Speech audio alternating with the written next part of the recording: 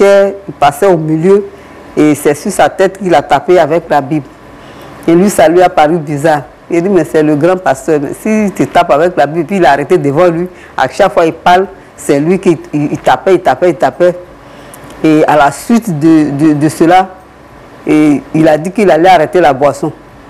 Bon, moi, je ne le croyais pas. Tu vas arrêter la boisson, ça, tu le dis tout le temps. Tu vas arrêter, mais tu n'arrêtes pas.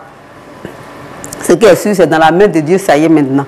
C'est lui qui doit, en tout cas, qui doit travailler. Parce que j'ai travaillé, je suis fatigué. Et si Dieu ne fait rien, je crois qu'on ne va pas rester ensemble. Parce que pour rester avec quelqu'un qui peut à tout moment qui vient te suiter, te frapper devant les gens, franchement, ce n'est pas facile. C'est difficile. Mais avec l'aide de Dieu et puis l'aide du pasteur, franchement, Dieu a travaillé grandement. Et un jour, je vendais chocolat, je me promenais avec chocolat pour vendre. Il m'a appelé. Il a dit que son petit frère a poussé, il est tombé. Bon, moi, je ne sais pas. On m'a dit que son petit frère l'a poussé, mais quand il est tombé, en tout cas, il y a la cicatrice là derrière. Il est tombé, il s'est venu. Non, c'est quand il s'est levé, son petit frère a eu peur. Il l'a emmené à l'hôpital et c'est de là il est tombé malade à la suite. Et sa soeur a demandé qu'on l'envoie au village pour qu'on le soigne. Et c'est quand il allait se soigner, et il est revenu, il m'a dit qu'il ne boit plus. Il dit, mais tu mens. Son petit frère l'a poussé. Quand son petit frère l'a poussé, il avait bu. Il avait bu. C'est quand il boit qu'il fait des dégâts. Non, son petit frère, au milieu des gens, à chaque fois qu'il fait des dégâts, son petit frère aussi, il en avait marre aussi. Donc il sait qu'il faisait palabre avec quelqu'un et puis son petit frère, il est arrivé pour intervenir. Il a poussé son grand frère. Et il est tombé. Quand il est tombé, il s'est venu là. Et à la suite de cela, il est allé au village.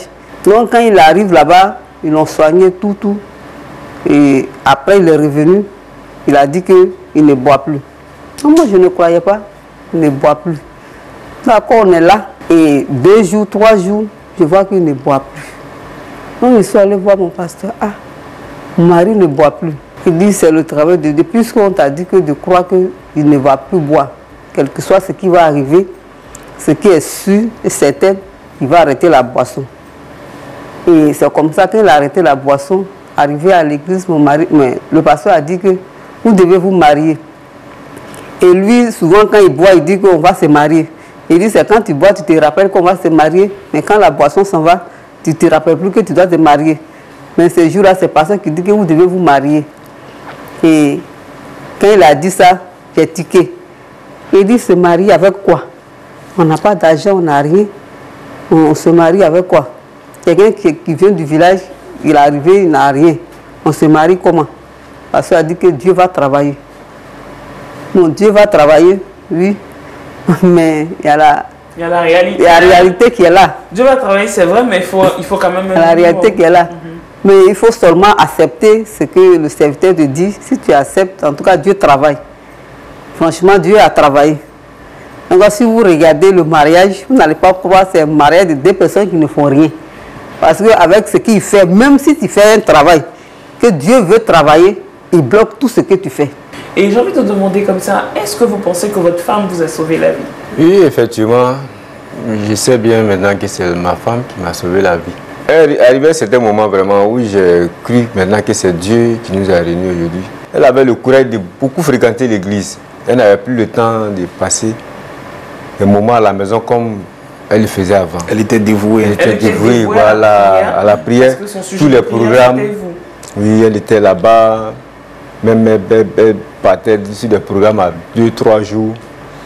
En tout cas, l'argent même qu'il lui donnait pour la nourriture des enfants, dès qu'on dit qu'il y a un programme, elle préfère prendre et puis partir. Donc moi, elle la voyait maintenant, elle dit, mais attends. Donc si je bien voir ma femme maintenant, elle veut changer, elle a choisi vraiment le chemin de Dieu. Bon, lorsqu'elle m'invite souvent, je dis, bon, il faut aller, ce qui est sur demain, j'étais. Mais du coup, maintenant que j'ai vu que vraiment elle fréquentait beaucoup l'église, c'est là maintenant, j'ai commencé maintenant à la considérer, maintenant à voir que, ouais, effectivement, elle sait que si elle écoute maintenant, ça peut aller. Et c'est là qu'elle a commencé à voir maintenant que il s'est rabaissé un peu. Le Seigneur devait faire quelque chose aujourd'hui. Et qu'est-ce que vous avez envie de lui dire là maintenant? Bon, ma poule, en tout cas, elle te dit merci d'avoir me sauvé, en tout cas d'avoir m'aimé jusqu'à ce qu'on arrive là. Franchement, tout ce qui s'est passé, pardonne-moi. Puisque tu as fait le bon choix.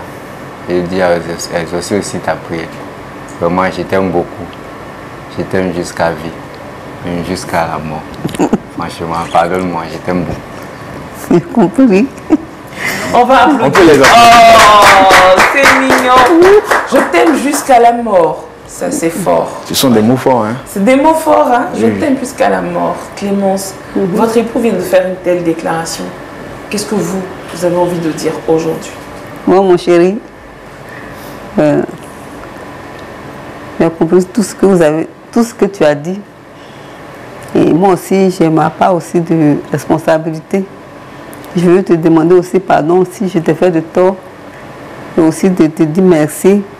Parce que malgré tout ce qui s'est passé, tu es parti, tu n'es pas resté, tu m'es revenu grâce à Dieu.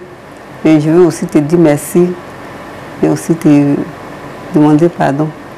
Je t'aime et je t'aimerai pour toujours.